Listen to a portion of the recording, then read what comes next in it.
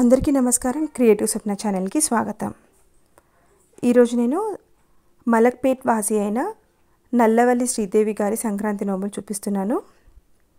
ముందుగా ఇలా పొద్దున పాలు పొంగిచ్చారు. చాలా చక్కగా అరేంజ్ చేసుకున్నారు కదా. ఒక బొమ్మను పెట్టేసి మంచిగా అలికి గొబ్బెమ్మలు పెట్టి పాలు పొంగిచ్చారు.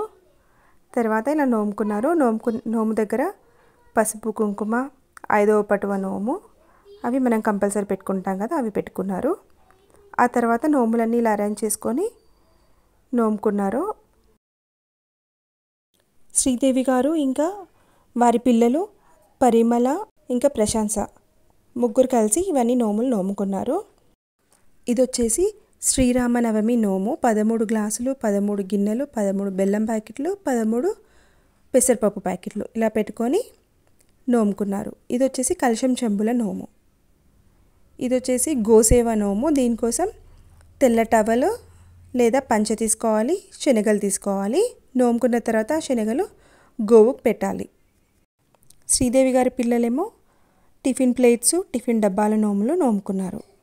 ఇవ్వండి శ్రీదేవి గారి సంక్రాంతి నోములు. మీ నోములు కూడా మా ఛానల్లో చూడాలనుకుంటే నేను డిస్క్రిప్షన్లో వాట్సాప్ నెంబర్ ఇచ్చాను.